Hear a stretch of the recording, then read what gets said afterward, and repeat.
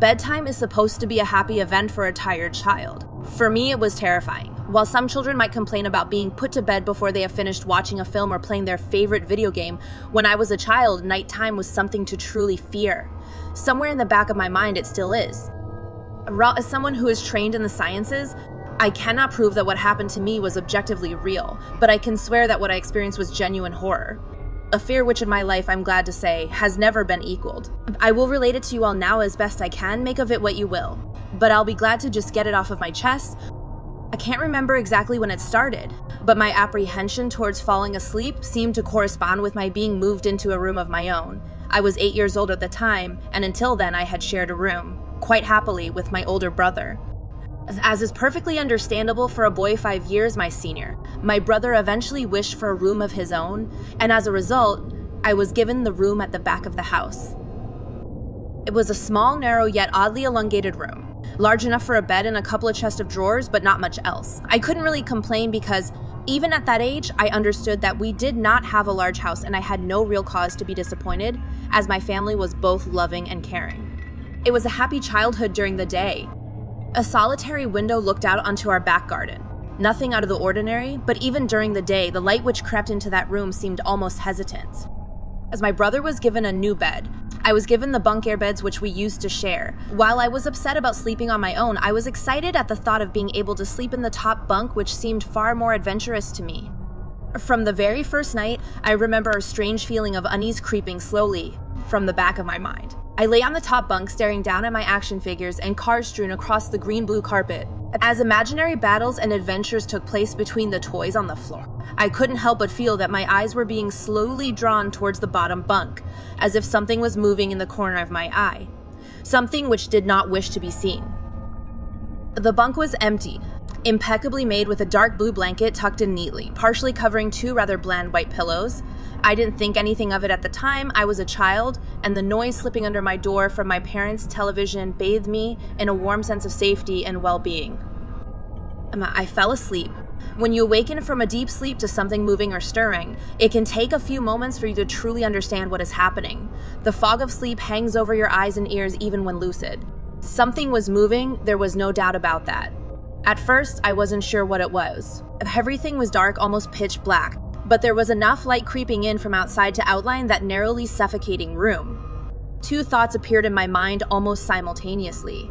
The first was that my parents were in bed because the rest of the house lay both in darkness and silence. The second thought turned to the noise which had obviously woken me. As the last cobwebs of sleep withered from my mind, the noise took on a more familiar form. Sometimes the simplest of sounds can be the most unnerving. A cold wind whistling through a tree outside, a neighbor's footsteps uncomfortably close, or, in this case, the simple sound of bed sheets rustling in the dark. That was it. Bed sheets rustling in the dark as if some disturbed sleeper was attempting to get all too comfortable in the bottom bunk. I lay there in disbelief, thinking that the noise was either my imagination or perhaps just my pet cat finding somewhere comfortable to spend the night. It was then that I noticed my door shut as it had been as I'd fallen asleep. Perhaps my mom had checked in on me and the cat had sneaked into my room then. Yes, that must have been it. I turned to face the wall, closing my eyes in the vain hope that I could fall back to sleep. As I moved, the rustling noise from underneath me ceased. I thought that I must have disturbed my cat, but quickly I realized that the visitor in the bottom bunk was much less mundane than my pet trying to sleep, and much more sinister. As if alerted to and disgruntled by my presence, the disturbed sleeper began to toss and turn violently, like a child having a tantrum in their bed. I could hear the sheets twist and turn with increasing ferocity. Fear then gripped me, not like the subtle sense of unease I had experienced earlier, but now potent and terrifying. My heart raced as my eyes panicked. Scanning the almost impenetrable darkness, I let out a cry. As most young boys do, I instinctively shouted on my mother. I could hear something stir on the other side of the house, but as I began to breathe a sigh of relief that my parents were coming to save me, the bunk bed suddenly started to shake violently, as if gripped by an earthquake, scraping against the wall. I could hear the sheets below me thrashing around, as if tormented by malice. I did not want to jump down to safety, as I feared the thing in the bottom bunk would reach out and grab me, pulling me into the darkness. So I stayed there, white knuckles clenching my own blanket like a shroud of protection. The wait seemed like an eternity. The door finally and thankfully burst open. and I lay bathed in light while the bottom bunk, the resting place of my unwanted visitor, lay empty and peaceful. I cried and my mother consoled me. Tears of fear, followed by relief, streamed down my face. Yet, through all of the horror and relief, I did not tell her why I was so upset. I cannot explain it, but it was as though whatever had been in that bunk would return if I even so much as spoke of it, or uttered a single syllable of its existence. Whether that was the truth, I do not know, but as a child, I felt as if that unseen menace remained close, listening. My mother lay in the empty bunk, promising to stay there until morning. Eventually, my anxiety diminished, tiredness pushed me back towards sleep, but I remained restless, waking several times momentarily to the sound of rustling bedsheets. I remember the next day wanting to go anywhere, be anywhere, but in that narrow, suffocating room. It was a Saturday and I played outside, quite happily with my friends. Although our house was not large, we were lucky to have a long sloping garden in the back. We played there often, as much of it was overgrown and we could hide in the bushes, climb in the huge sycamore tree which towered above all else, and easily imagine ourselves in the throes of a grand adventure in some untamed exotic land. As fun as it all was, occasionally my eye would turn to that small window. Ordinary, slight, and innocuous. But for me, that thin boundary was a looking glass into a strange, cold pocket of dread. Matt sighed. The lush green surroundings of our garden filled with the smiling faces of my friends could not extinguish the creeping feeling clawing its way up my spine, each hair standing on end. The feeling of something in that room, watching me play, waiting for the night when I would be alone, eagerly filled with hate. It may sound strange to you, but by the time my parents ushered me back into that room for the night, I said nothing. I didn't protest. I didn't even make an excuse as to why I couldn't sleep there.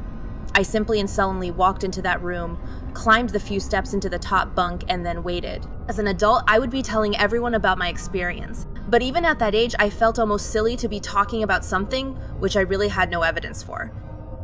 I would be lying, however, if I said this was my primary reason. I still felt that this thing would be enraged if I so much as spoke of it. It's funny how certain words can remain hidden from your mind, no matter how blatant or obvious they are. One word came to me that second night, lying there in the darkness alone, frightened, aware of a rotten change in the atmosphere. A thickening of the air as if something had displaced it, as I heard the first casual twist of the bedsheets below. The first anxious increase of my heartbeat at the realization that something was once again in the bottom bunk. That word, a word which had been sent into exile, filtered up through my consciousness, breaking free of all repression, gasping for air, screaming, etching, and carving itself into my mind. Ghost. As this thought came to me, I noticed that my unwelcome visitor had ceased moving. The bedsheets lay calm and dormant, but they had been replaced by something far more hideous. A slow, rhythmic, rasping breath heaved and escaped from the thing below. I could imagine its chest rising and falling with each sordid, wheezing, and garbled breath. I shuddered and hoped beyond all hope that it would leave without occurrence. The house lay as it had the previous night, in a thick blanket of darkness. Silence prevailed, all but for the perverted breath of my, as yet, unseen bunkmate. I lay there terrified. I just wanted this thing to go, to leave me alone. What did it want? Then something unmistakably chilling transpired.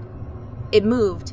It moved in a way different from before. When it threw itself around in the bottom bunk, it seemed unrestrained, without purpose, almost animalistic. This movement, however, was driven by awareness, with purpose, with a goal in mind. For that thing lying there in the darkness, that thing which seemed intent on terrorizing a young boy, calmly and nonchalantly sat up. Its labored breathing had become louder as now only a mattress and a few flimsy wooden slats separated my body from the unearthly breath below. Lay there, my eyes filled with tears. A fear which mere words cannot relate to you or anyone else coursed through my veins. I would not have believed that this fear could have been heightened, but I was so wrong. Imagined what this thing would look like, sitting there listening from below my mattress, hoping to catch the slightest hint that I was awake. Imagination then turned to an unnerving reality. It began to touch the wooden slats which my mattress sat on. It seemed to caress them carefully, running what I imagined to be fingers and hands across the surface of the wood. Then, with great force, it prodded angrily between two slats into the mattress. Even through the padding, it felt as though someone had viciously stuck their fingers into my side. I let out an almighty cry, and the wheezing, shaking, and moving thing in the bunk below replied in kind by violently vibrating the bunk as it had done the night before. Small flakes of paint powdered onto my blanket from the wall, as the frame of the bed scraped along it backwards and forwards. Once again, I was bathed in light, and there stood my mother, loving, caring as she always was, with a comforting hug and calming words which eventually subdued my hysteria. Of course, she asked what was wrong, but I could not say. I dared not say. I simply said one word over and over and over again. Nightmare. This pattern of events continued for weeks, if not months. Night after night, I would awaken to the sound of rustling sheets. Each time I would scream so as to not provide this abomination with time to prod and feel for me. With each cry, the bed would shake violently, stopping with the arrival of my mother, who would spend the rest of the night in the bottom bunk, seemingly unaware of the sinister force torturing her son nightly. Along the way, I managed to feign illness a few times and come up with other less than truthful reasons for sleeping in my parents' bed, but more often than not, I would be alone for the first few hours of each night in that place. The room where the light from outside did not sit right. Alone with that thing. With time, you can become desensitized to almost anything. No matter how horrific, I had come to realize that, for whatever reason, this thing could not harm me when my mother was present. I'm sure the same would have been said for my father, but as loving as he was, waking him from sleep was almost impossible. After a few months, I had grown accustomed to my nightly visitor. Do not mistake this for some unearthly friendship. I detested the thing. I still feared it greatly as I could almost sense its desires and its personality, if you could call it that. One filled with a perverted and twisted hatred, yet longing for me, of perhaps all things. My greatest fears were realized in the winter. The days grew short and the longer nights merely provided this wretch with more opportunities. It was a difficult time for my family. My grandmother, a wonderfully kind and gentle woman, had deteriorated greatly since the death of my grandfather. My mother was trying her best to keep her in the community as long as possible. However, dementia is a cruel and degenerative illness, robbing a person of their memories one day at a time. Soon, she recognized none of us, and it became clear that she would need to be moved from her house to a nursing home. Before she could be moved, my grandmother had a particularly difficult few nights, and my mother decided that she would stay with her. As much as I loved my grandmother and felt nothing but anguish at her illness, to this day I feel guilty that my first thoughts were not of her, but of what my nightly visitor may do should it become aware of my mother's absence. Her presence being the one thing which I was sure was protecting me from the full horror of this thing's reach. I rushed home from school that day and immediately wrenched the bedsheets and mattress from the lower bunk, removing all the slats and placing an old desk, a chest of drawers, and some chairs which we kept in a cupboard where the bottom bunk used to be. I told my father I was making an office, which he found adorable, but I would be damned if I'd give that thing a place to sleep for one more night. As darkness approached, I lay there knowing my mother was not in the house. I did not know what to do. My only impulse was to sneak into her jewelry box and take a small family crucifix which I had seen there before. While my family was not very religious, at that age, I still believed in God and hoped that somehow this would protect me. Though fearful and anxious, while gripping the crucifix under my pillow tightly in one hand, sleep eventually came, and as I drifted off to dream, I hoped that I would awaken in the morning without incidents. Unfortunately, that night was the most terrifying of all. Well, gradually, the room was once again dark. As my eyes adjusted, I could gradually make out the window and the door and the walls, some toys on a shelf, and even to this day, I shudder to think of it, for there was no noise, no rustling of sheets, no movement at all. The room felt lifeless, yet not empty. The nightly visitor, that unwelcome, wheezing, hate-filled thing which had terrorized me night after night, was not in the bottom bunk, it was in my bed. I opened my mouth to scream, but nothing came out. Utter terror had shaken the very sound from my voice. I lay motionless. If I could not scream, I did not want to let it know I was awake. I had not yet seen it, I could only feel it. It was obscured under my blanket. I could see its outline and I could feel its presence, but I dared not look. The weight of it pressed down on top of me, a sensation I will never forget. When I say that hours passed, I do not exaggerate. Laying there motionless in the darkness, I was every bit a scared and frightened young boy. If it had been during the summer months, it would have been light by then, but the grasp of winter is long and unrelenting, and I knew it would be hours before sunrise. A sunrise which I yearned for. I was a timid child by nature, but I reached a breaking point, a moment where I could wait no more, where I could survive under this intimately deviant abomination no longer. Fear can sometimes wear you out, make you threadbare, a shell of nerves leaving only the slightest trace of you behind. I had to get out of that bed. Then I remembered the crucifix. My hand still lay underneath the pillow, but it was empty. I slowly moved my wrist around to find it, minimizing as best I could the sound and vibrations caused, but it could not be found. I had either knocked it off the top bunk, or it had, I could not even bear to think of it, been taken from my hand. Without the crucifix, I lost any sense of hope. Even at such a young age, you can be acutely aware of what death is and intensely frightened of it. I knew I was going to die in that bed if I lay there dormant, passive, doing nothing. I had to leave that room behind, but how? Should I leap from the bed and hope that I make it to the door? What if it is faster than me? Or should I slowly slip out of that top bunk, hoping to not disturb my uncanny bedfellow? Realizing that it had not stirred when I moved, trying to find the crucifix, I began to have the strangest of thoughts. What if it was asleep? It hadn't so much as breathed since I had woken up. Perhaps it was resting, believing that it had finally got me, that I was finally in its grasp. Or perhaps it was toying with me, and after all, it had been doing just that for countless nights. And now with me under it, pinned against my mattress with no mother to protect me. Maybe it was holding off, savoring its victory until the last possible moment. Like a wild animal savoring its prey. I tried to breathe as shallowly as possible, and mustering every ounce of courage I could, I reached over slowly with my right hand and began to peel the blanket off of me. What I found under those covers almost stopped my heart. I did not see it, but as my hand moved the blanket, it brushed against something. Something smooth and cold. Something which felt unmistakably like a gaunt hand. I held my breath in terror as I was sure it must now have known that I was awake. Nothing. It did not stir, it felt dead. After a few moments, I placed my hand carefully further down the blanket and felt a thin, poorly formed forearm. My confidence and almost twisted sense of curiosity grew as I moved down further to a disproportionately larger bicep muscle. The arm was outstretched, lying across my chest, with the hand resting on my left shoulder as if it had grabbed me in my sleep. I realized that I would have to move this cadaverous appendage if I even so much as hoped to escape its grasp. For some reason, the feeling of torn, ragged clothing on the shoulder of this nighttime invader stopped me in my tracks.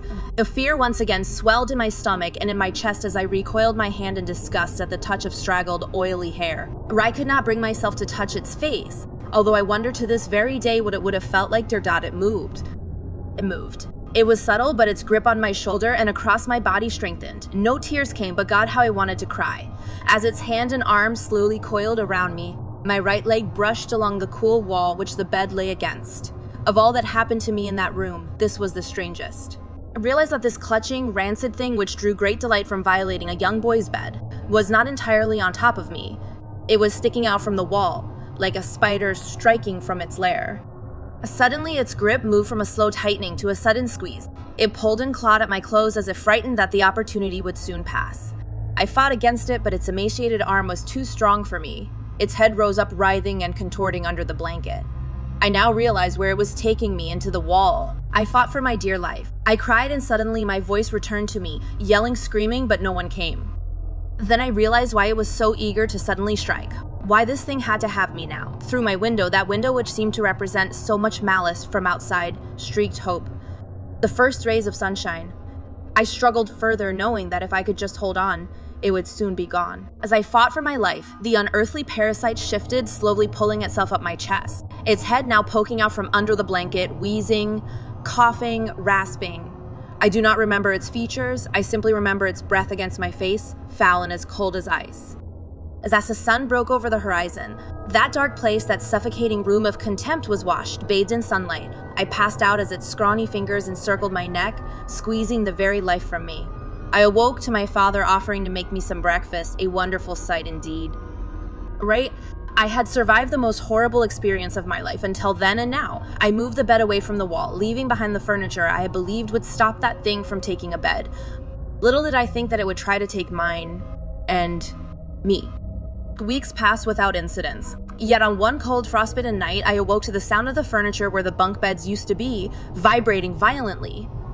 In a moment it passed, I lay there sure I could hear a distant wheezing coming from deep within the wall, finally fading into the distance. I have never told anyone this story before. To this day, I still break out in a cold sweat at the sound of bed sheets rustling in the night, or a wheeze brought on by a common cold, and I certainly never sleep with my bed against a wall. Call it superstition if you will. But as I said, I cannot discount conventional explanations such as sleep paralysis, hallucination, or that of an overactive imagination. But what I can say is this. The following year, I was given a larger room on the other side of the house, and my parents took that strangely suffocating, elongated place as the bedroom. They said they didn't need a large room, just one big enough for a bed and a few things. They lasted 10 days. We moved on the 11th. After writing my account of an horrific experience I had as an 8-year-old child, many have encouraged me to speak about the aftermath. I've been hesitant to do so as I have felt unsettled since I broke my silence. Sleep has not come easy to me these last few nights. My skepticism, however, remains resilient, and as such, I will tell of what I experienced in the other room. This won't be as long, as what occurred only took place over a few days, but that was more than enough for me. If you recall, after that unwelcome nightly visitor left me, I was moved into another bedroom a year later. This room was much larger than the previous one and had a warm and welcoming atmosphere to it. Some places feel bad. The room before felt foul, but this one did not. Thankfully, I was given a normal bed. The previous one was taken apart and thrown out, a welcome sight, I might add. I loved my new room. I enjoyed the space for all of my toys. I was happy that the place was large enough to have my friends drop by. But most of all, I was relieved to just be out of that uneasy, foreboding part of the house. On the first night, I slept more soundly than I had done for a long time. Of course, I still moved my bed several feet from the wall.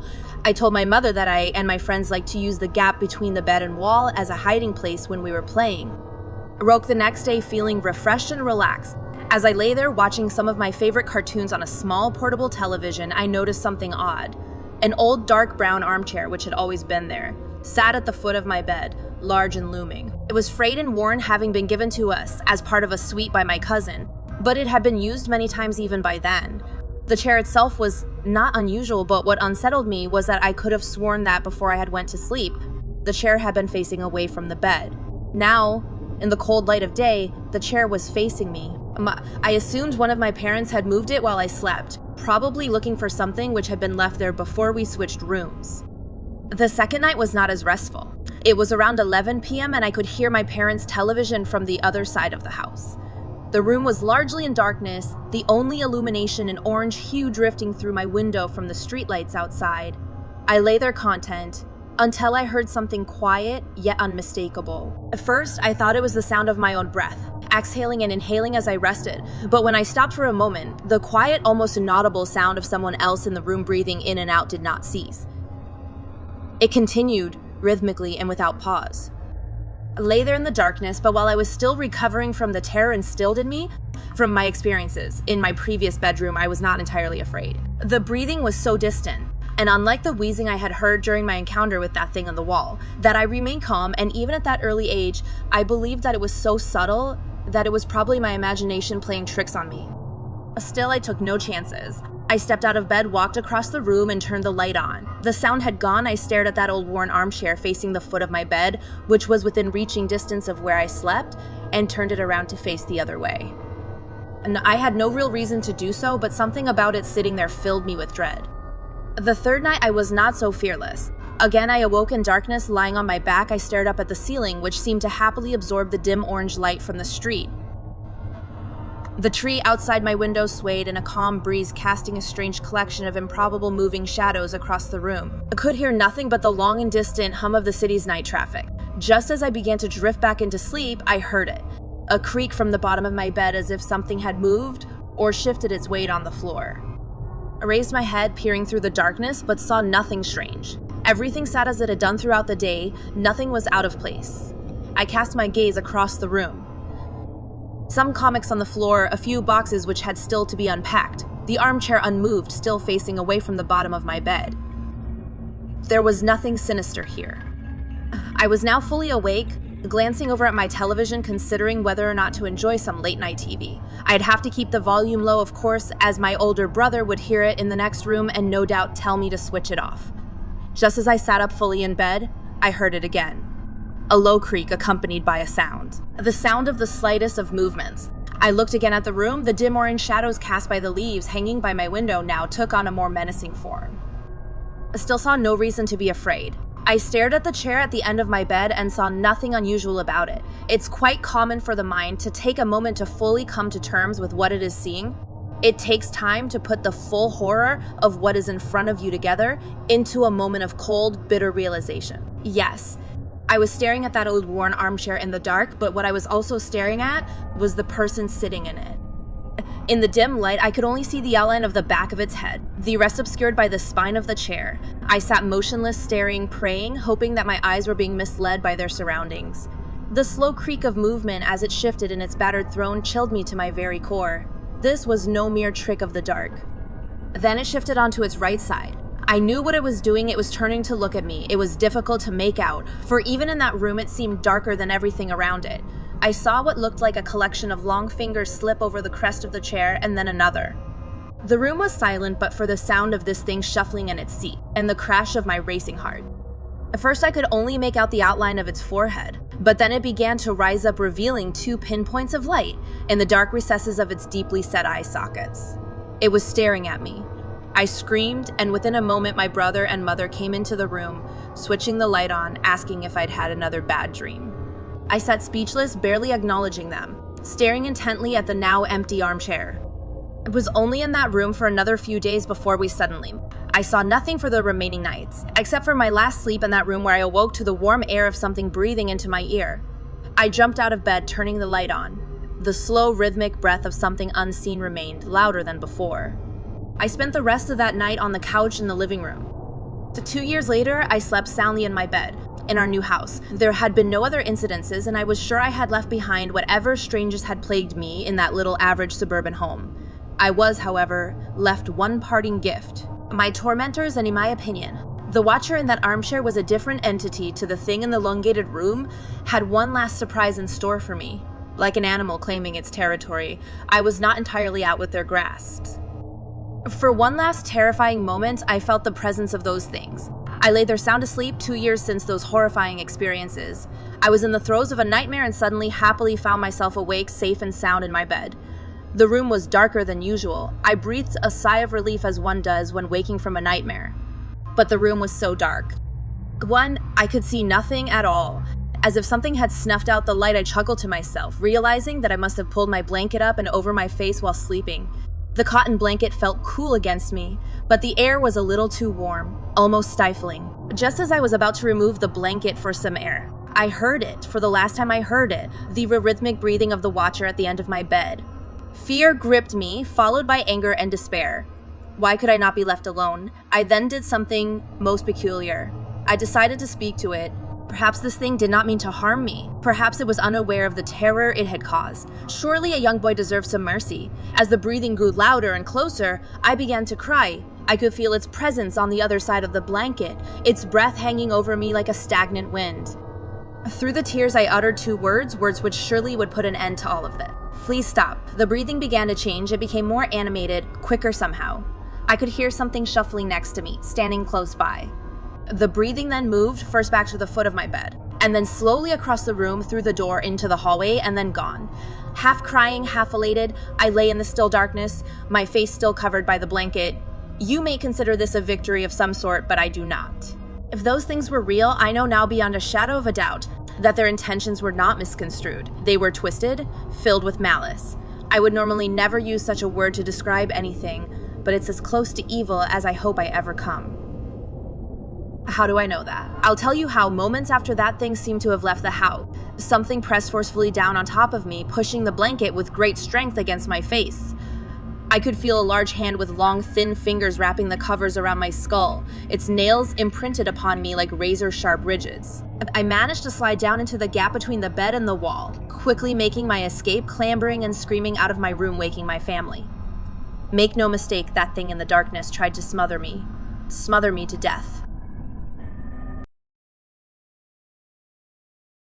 My fears realized. A few days ago, I submitted 2 nightmarish accounts from my childhood. Perhaps you best read them to truly comprehend what has befallen me. I have been compelled to silence, gripped by the irrational fear that somehow, even after all these years, should I speak of it, that those things would seek me out and once again wreak havoc on my life. In the name of science and reason, I confronted those fears and set out to vanquish those tormented memories once and for all by sharing them with others, exposing them for what I believed they were. The delusions of a troubled child. I have held on to my skepticism and rationality for dear life. I have allowed them to define me, but this morning I was presented with verifiable physical evidence. And the evidence of what I do not know. But it cannot be ignored, and it seems strange to me that the last few days have been so tainted by apprehension and misfortune after finally breaking my silence, that I can no longer rely upon entirely conventional explanations. The wake of sharing those traumatic experiences I had as a child, I have been plagued by an overwhelming sense of unease. Initially, I attributed this to the fear I had experienced in simply recounting and reliving those terrible events in my mind. but as the days passed, it felt like so much more. A feeling of impending doom consumed my every thought. While sleep came to me, rest did not. Each morning I awoke, my nerves on edge as if deprived of sleep for an age. Nothing overtly frightening happened during the first few nights. No visitation, no unwelcome bedfellows, no wheezing breaths reaching out from deep within my bedroom walls, but I had that distantly familiar feeling of not being alone. Do not misunderstand. I did not sense someone in the room with me. Well, I did not hear, smell, or feel anything remotely supernatural. But throughout my days and nights, I have sensed something subtle, almost on the periphery of my awareness. The feeling that something is on its way, something is coming, like the first few stagnant blasts of air from a subway tunnel, heralding the arrival of a lurching, unstoppable monstrosity. Surprising, yet expected. My sense of unease grew with each passing day, pushing its way under my skin deep into my mind like some form of cancerous infection. I tried to focus my attention on various writing projects in a vain attempt to fill my mind up to the brim with other thoughts, hopefully leaving no room for those contaminated memories, but those thoughts came to me nonetheless. My anxiety gained momentum until I could think of nothing else. I had to do something. I had studied psychology for years at university. With this, I knew that anxiety is often the result of a loss of control, and that one of the most effective ways to combat it is to empower oneself. This is what I intended to do. Call it foolhardy, but I was going to go back to that place, that house where those terrible events took place. I was going to confront those memories and expose them for what they were. Nonsense. It was an hour's drive to my old home, but it was one filled with elation. I was confident, at ease, happy. I was in control now, and nothing was going to get in my way from showing that the place I had feared my entire life was nothing but an average, humdrum, harmless little suburban house. Gleefully negotiating the country roads, and then motorway, finally I made it to the city. Gradually, the streets began to take on a familiar appearance. Memories of playing in that neighborhood came flooding back to me. A play park with my favorite slide, an ash pitch where we used to play football, my schoolyard filled with hide and seek and friendships long since abandoned, but never forgotten. My mind wandered through those memories like a prodigal son walking home. Wandered so much so that before I realized it, I was pulling into the street where I had once lived. The road was long and disappeared far into the distance, finally entering into a sharp, blind turn. It was an old neighborhood and had been planned and built long before the advent of the car. This was evident by the narrowness of its roads, creating a strangely claustrophobic feeling, as if the houses on each side rose up, leering at passers-by. I slowed my speed and cast my eye over each house that I passed. It was a uniform place, with every house looking not dissimilar. My heart suddenly began to beat faster as a cold chill crawled up my spine. There was the house. It was late afternoon and the street was quiet, almost lonely. I stared at that little place, wondering how such an ordinary home could have instilled so much fear in me. I had initially intended to only look at the house from afar, confirming it to me as a material construction, entirely explicable and removed from anything uncanny. But as I parked, I took a deep breath, and before I knew it, I was out of my car walking towards that old metallic gate, its once bright floral shapes now darkened by aged, flaking deep green paint, revealing nothing but rust beneath. I ran my fingers over its uneven top, and with a subtle gasp I pushed it open. Walking along the path, I was shocked at how disused the garden was. I thought to myself how much of a waste of a good lawn it was, which was all but obscured by a thick mosaic of weeds and other invasive species. But as I neared the house, I realized why. It was unoccupied. Once again, a shudder crept through me, but as my anxiety rose up, I crushed it with my rational mantra. The simplest of explanations is usually the correct one. I assumed that due to the current economic climate, that the house had probably just been on the market for some time, and that the owner wasn't too aware of the old sentiment that the first bite is with the eye, but as I looked around, I could see no for sale sign nor one to let. It genuinely seemed as though this house had been forgotten, abandoned, and left to rot. The windows at the front of the house were filthy and as such, almost impossible to see through. But as I wandered around to the back of the building, I could see more clearly inside. I would have imagined that a house such as this one would be empty, but on the contrary, it was entirely occupied by the trappings of a modern life. I could see a television sitting in the living room corner, a coffee table with magazines strewn across it, various pieces of furniture sitting as if ready to be used, and a couple coffee cups sitting on the windowsill still full, covered in mold. I would have thought the house was lived in, if it was not for a thick layer of dust lying over everything, accompanied by the occasional spider's web. It seemed as though the most recent occupants had left in a hurry and never returned. Clambering through a sea of waist-high grass and bushes, I eventually arrived at that innocuous little window at the back of the house. The very sight of it frightened me, but this was mere memory and not the strange feeling of being watched from within as I had experienced as a child. Peering in, the room looked eerily familiar. I suppose there is little that can be done with a room so small. So oddly narrow, but through the dirt-covered glass, the room looked almost unchanged from when I had slept in it. A bed, a set of drawers, and what looked like an assortment of toys on the floor. A profound sense of anger washed over me momentarily, but I shook it quickly from my mind. The room was clearly that of a child's, and the thought of that thing harming another innocent filled me with contempt for such a thought, and within me swelled the desire to protect any child from such an abomination. As I gazed at that wall, of which a bed lay alongside it, the hairs on the back of my neck stood up. For a moment, it was for only the slightest I thought I saw the blanket on top of the bed move. More than that, through that window pane, I could have sworn I heard a wheezing gasp. Closing my eyes tightly, I repeated another scientific mantra. Science does not owe its debts to imagination. Opening my eyes, I saw nothing but an empty bedroom, no foul spirits, no unearthly things, just a room, no more, no less. I breathed a sigh of relief as if that all was well with world for the first time in many days. You may think that it was wishful thinking, but I genuinely felt that I had shown myself that there was nothing to be scared of, other than my overactive imagination. It was starting to get dark and I wanted to be home before the night. Filled with confidence now that my anxieties were behind me, there was one last thing I needed to do. When we had left that house, we did so in a hurry. As a child, it was disorientating, even frightening to leave everything I knew behind. But there was one thing left which I always wondered about. At the bottom of the garden stood a sycamore tree, which looked to be even older than the house. I was amazed at how unchanged it was. I had grown up gone on to pastures new, but the old sycamore still stood wise, warm and most friendly in its appearance. I think it's a rites of passage for any child to have a place to hide things. It's often their first experience with independence, something removed from any authority figure.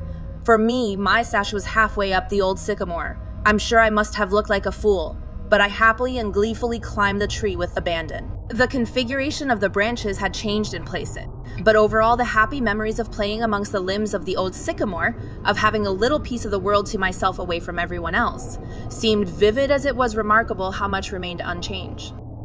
Halfway up, I caught my breath and smiled to myself. In the central trunk of the tree lay a hollow. Whether it had been created by an animal, or perhaps the tug of a gale on a weakened branch long ago, I do not know, but it was where I kept things. If I found something which I was sure would be taken from me for being inappropriate, into the hollow it would go. The truth is, though, that the majority of the items inside were not very interesting, mostly just toys and rarely exotic pieces of contraband like a slingshot or some smoke bombs.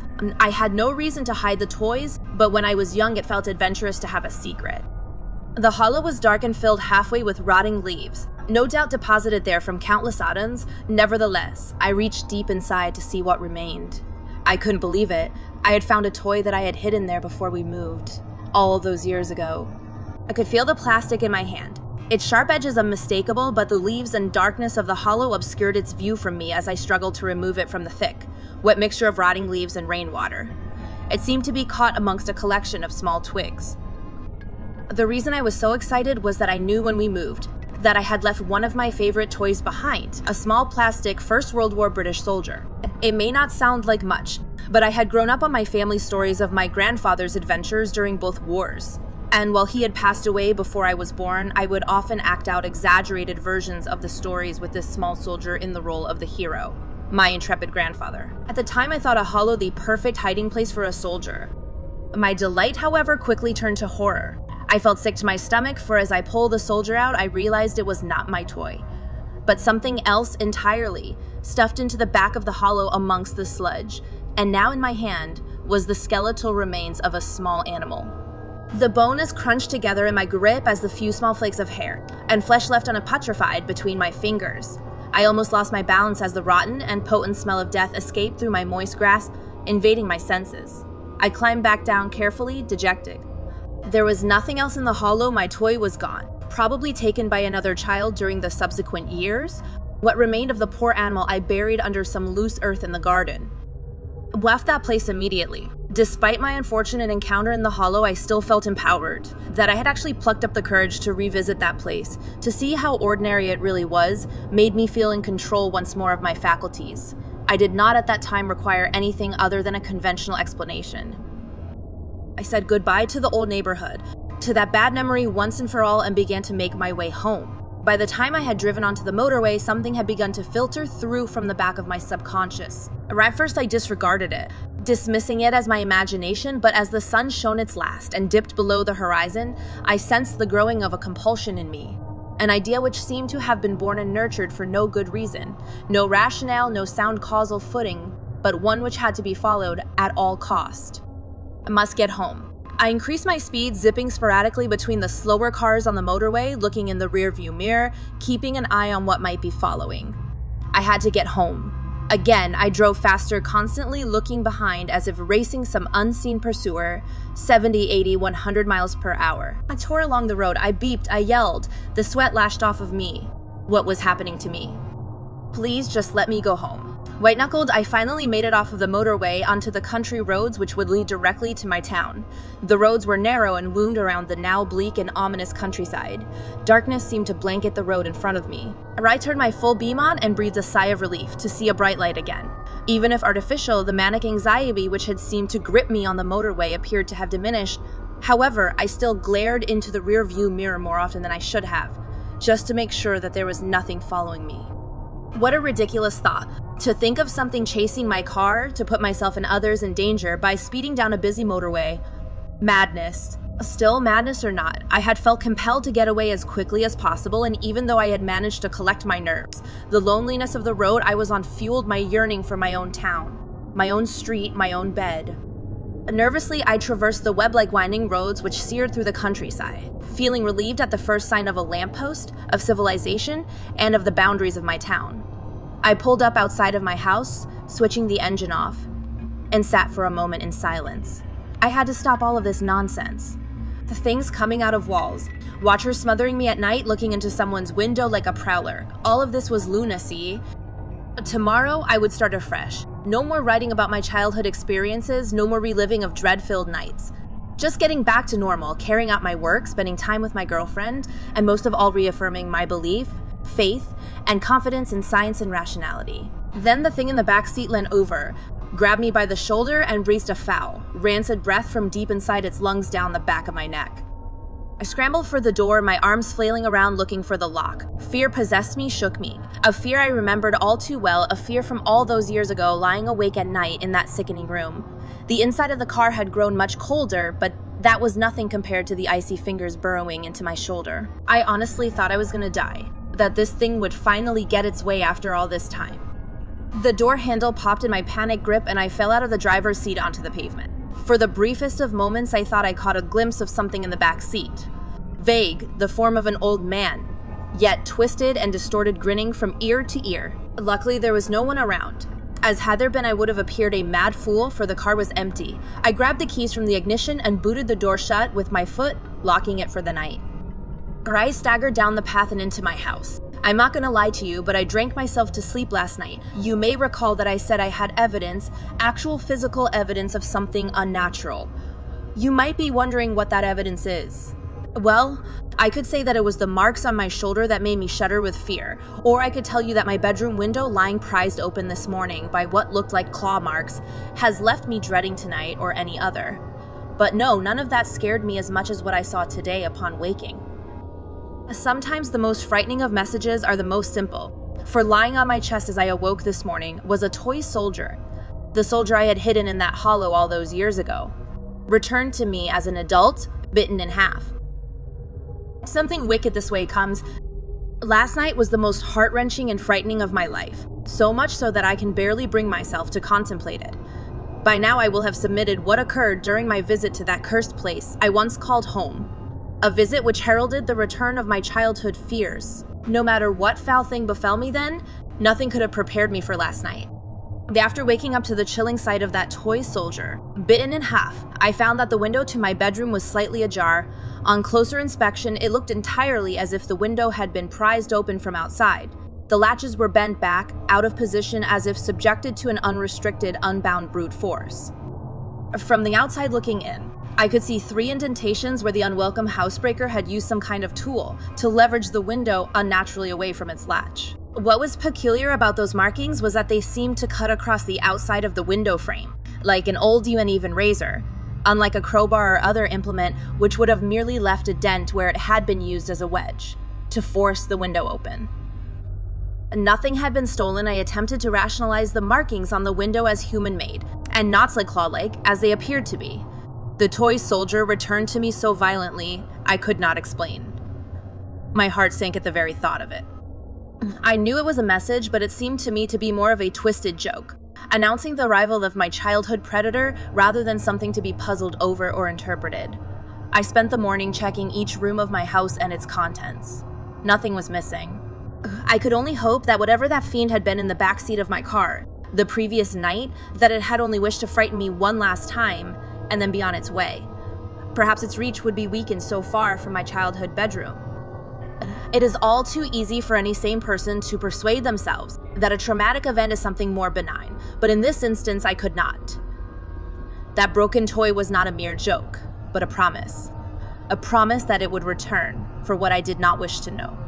My thoughts naturally tumbled inwards and back to those terrifying nights I had as a child. I was now reintroduced to the apprehension of bedtime, the longing for the day, and the anxiety of night.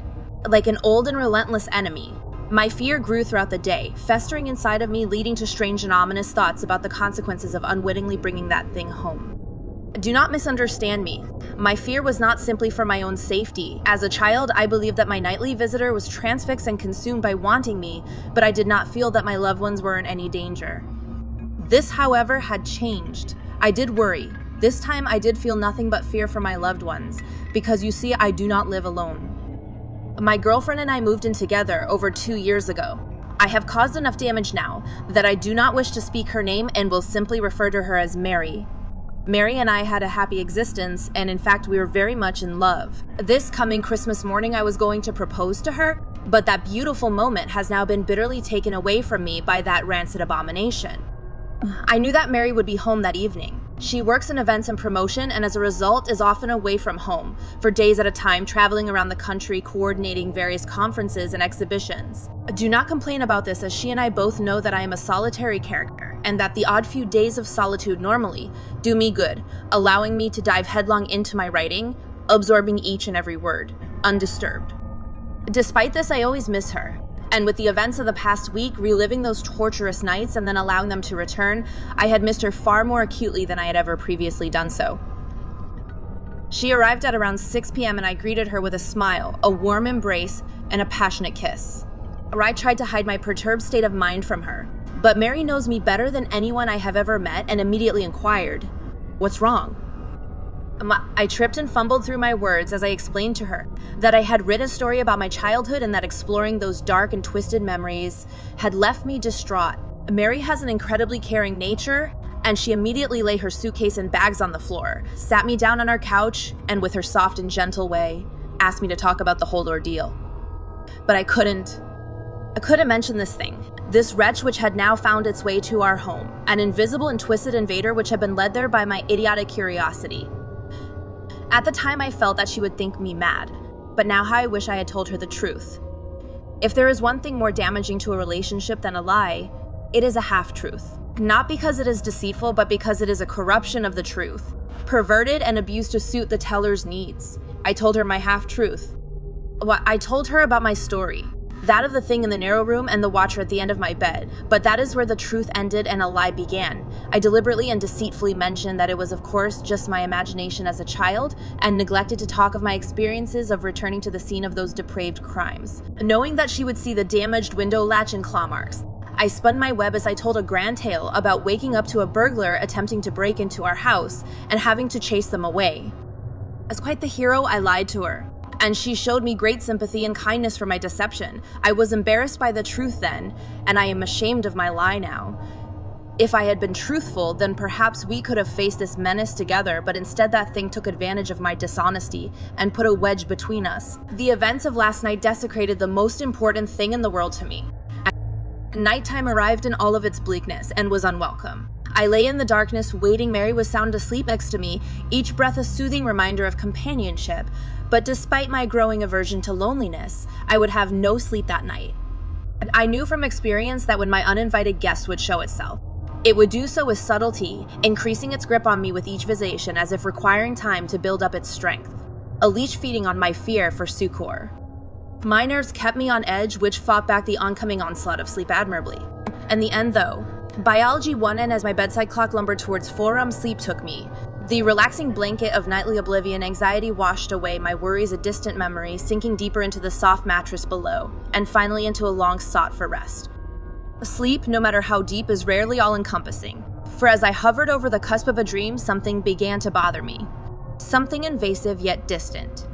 I slowly opened my eyes and allowed them to adjust to the darkness. Mary lay soundly asleep, and I calmed myself by listening to her breathing in the night. Inhale was followed by exhale, again and again, rhythmically, hypnotically, I began to drift towards sleep once more. But no. There was something else, distinct yet undefinable. It was distant, out of the way, almost obscured or smothered as if coming from behind something. I strained my ears in an attempt to define it, but it was all too quiet. I remained in the bed for several more minutes, but with each passing second, that almost inaudible sound grated on me, like broken glass on a raw nerve.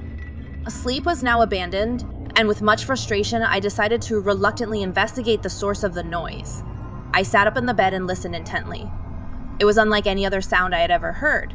Quiet, low, but as my mind adjusted to the noise, I slowly began to piece its nature together. It was most certainly obscured by something, but the closest thing I could relate it to was a repetitive murmur. I heard something similar previously when I was a child visiting my grandmother in a nursing home, a place which had left an impression on me. Seeing the wandering residents confused and of a fractured mind, meandering around the grounds like lost inmates murmuring repetitively to themselves of days gone past, repeating nonsensical phrases and words. This is what it reminded me of.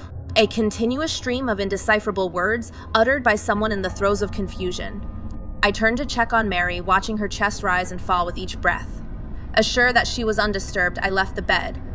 As I stood up, I recognized immediately that the murmuring was louder. While dark, I had left a light on in the hall as I always do, which crept under the door and allowed me to view the room in a dim but visible way.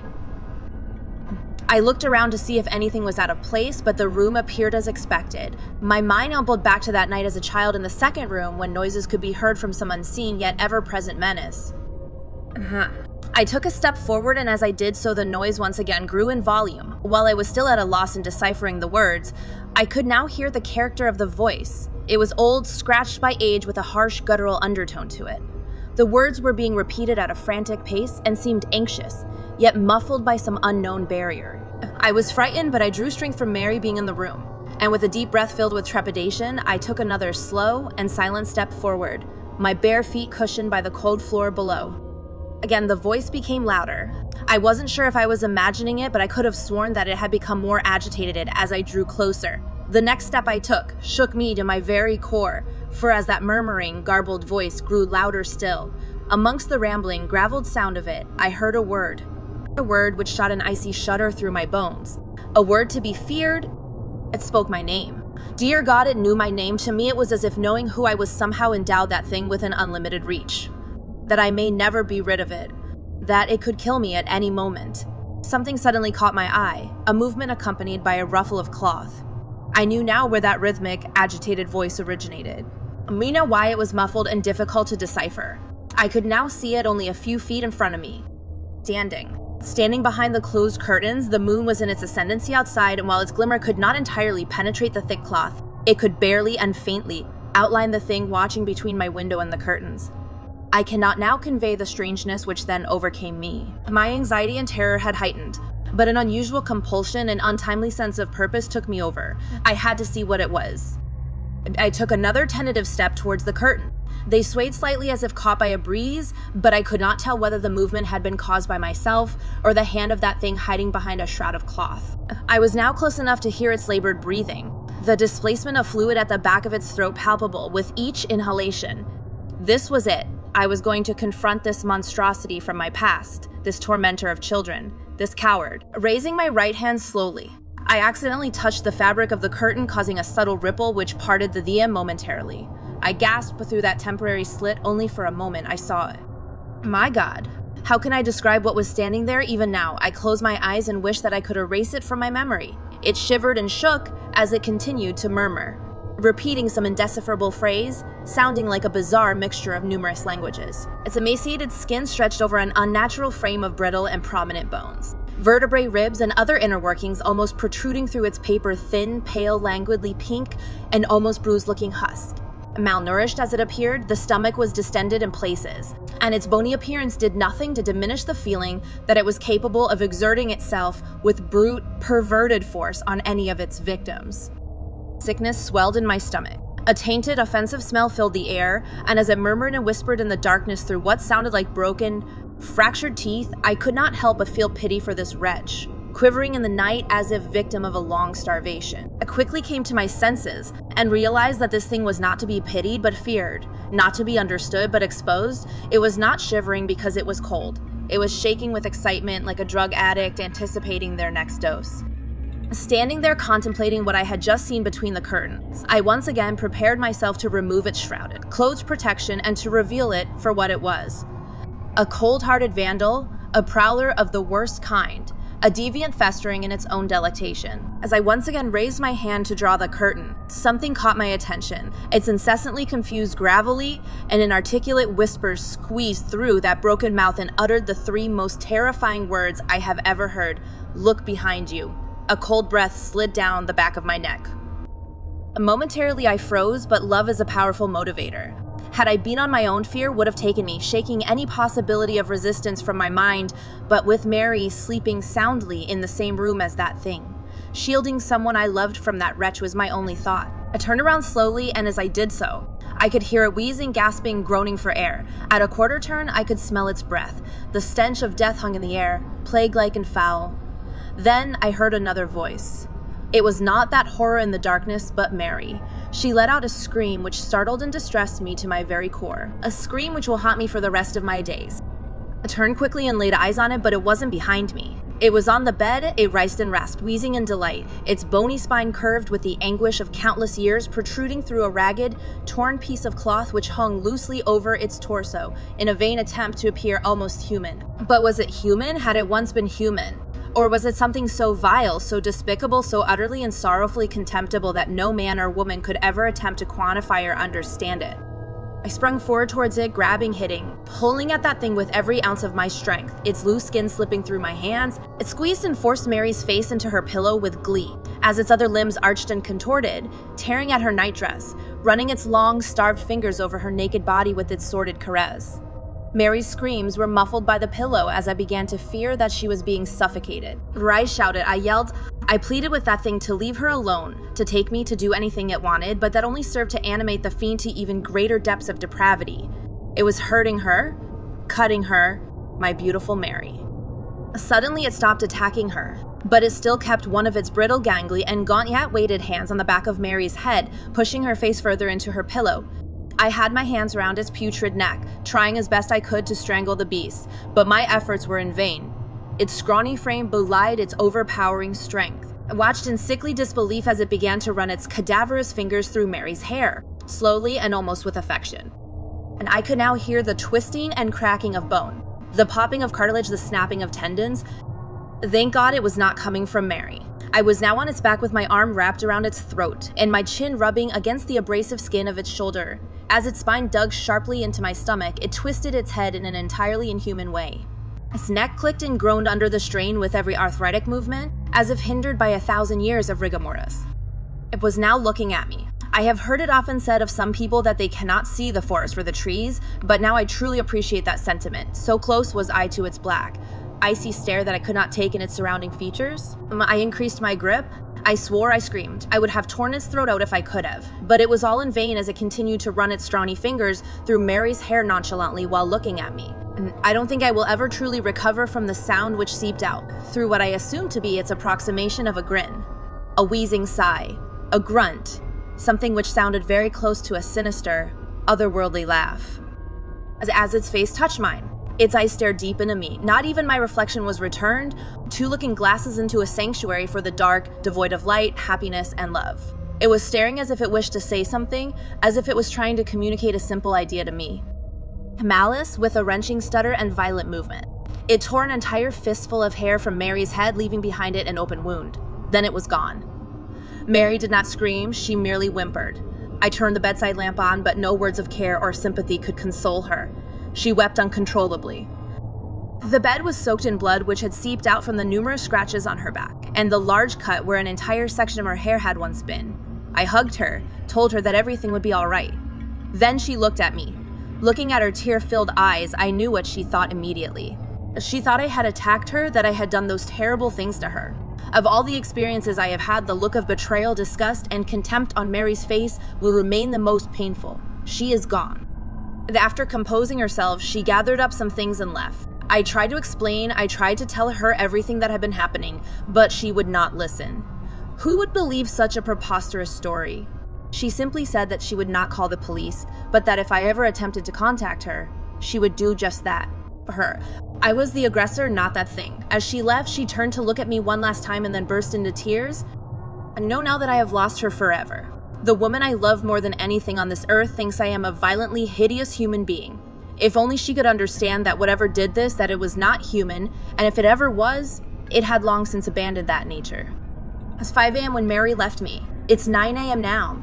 I am sitting here in the cold light of day at my kitchen table, writing this so that there is some record of what has transpired, so that people know, so that Mary knows that whatever happens, that whatever occurs from here on in, that it was that despicable creature from my childhood, from that cursed narrow room all those years ago, which rained this misery down upon me.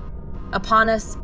I must now dispense with the sentiment. I could easily sit here mourning the loss of my relationship with Mary, or I could allow myself to be overcome with fear. To do nothing, but that simply will not do. I can hear the laughter of my neighbor's children outside. At different stages of my life, I remember that same feeling of joy and happiness from something as simple as playing with friends, or climbing a tree, or kissing the woman you love, or even drifting off to sleep at bedtime to dream of what could be, in the safety of a happy family home. Memories, only memories. I fear I will never experience that happiness again. This thing has broken me, but I am resolute. Whatever that hideous wretch has in store, whatever it desires to do with me, I will not allow that thing to harm another person or to invade another child's life as it did mine all those years ago. I just leave you all now. As there is much to be done before it gets dark, before it returns, my plans are made and with any luck they will succeed. I wish I could say we will speak again, but I think that is unlikely. I hope you understand what must be done. Because tonight I'm gonna kill it. Sleep tight. I am shaking as I write this.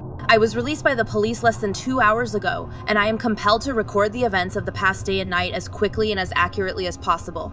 In some ways I want to forget, but I know that I cannot. I know that I should not. For my own sanity, I must divulge what has happened. It is far too important should I ever allow myself to be swayed by the mechanical, rational nature of the world once again. These words should serve to remind me that what is unseen is both mysterious and frightening. After Mary left, I knew that I had lost her forever. But rather than be consumed by depression and inaction, I was invigorated by one purpose, by one thought, by one idea that I knew I had to carry out. I had to destroy that thing, for I could not allow the chance that it may one day hurt my loved ones, or desecrate the innocence of another child.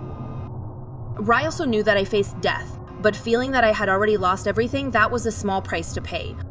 It is said that revenge is a dish best served cold, but having waited my entire adult life to be rid of this thing, its memory and the shadow that it had cast upon me, I met the proposition of killing this fiend, this corrupt and perverted force, with a smile on my face. That night, it would be dead, even if I had to drag it to hell with me. Busying myself for the next few hours, I packed a bag and wrote a letter to Mary and my family explaining what had happened, and that they weren't to blame. I phoned my mother and father, then my brother, just to hear their voices one last time. But I did not let on that I thought I may never speak to them again. My mother's intuition led her to ask if everything was all right. I smiled and told her I loved her before reluctantly saying goodbye. At about 7 o'clock, I made my way out to the car. The sun had already set and the street seemed eerily quiet, as if the scene of an unattended funeral. I sat in the driver's seat, leaving the door on the other side open, awaiting my most unwelcome passenger. By 9 o'clock, nothing out of the ordinary had occurred. The place remained deserted and the cold night air flowing through the open door was beginning to bite. As I sat there, contemplation echoed through my mind. I ruminated on the nature of this cadaverous parasite. One question rose out of a sea of thoughts towering above all else, unmoving and continuous. Can you kill something which is already dead? I did not know if this was a thing of the grave, or some unworldly specter which could be considered alive in some way, but just as I was reevaluating my plan, there it was. It was subtle at first, but there was a small, almost indistinguishable shift in the suspension of the car. But had it been any other circumstance, I would have put this down to a gust of wind, pushing and pulling at the chassis. But I was all too familiar with that feeling from all those years ago, as the bunk bed would shift slightly with that thing climbing into the bottom bed. I knew its foul calling card. The air grew denser as if contaminated by some nearby corpse. It was in the car with me, unseen, yes, but there nonetheless. As I heard the slightest of whispered breaths from the back seat, I leant over and calmly closed the passenger door. I turned the key in the ignition, and as I pulled out of the street, I could have sworn I heard a quiet yet distinctly malicious snigger, as of something mocking me. Did it know what I'd planned for it? Our destination was not far, but the roaming hills through which our taken country road penetrated rose up and diminished with regularity. A stark reminder of the ominous isolation of night. Occasionally on the way I could hear something from behind, but I refused to look for that thing in the dark. Patience. It would not be long before I would confront it. The irony hit me. I was worried about scaring off the same thing which had terrified and tortured me as a child. I had to be resilient, and so drove carefully and calmly through the countryside, swamped by darkness, hoping that my unearthly passenger would not suspect me. I arrived.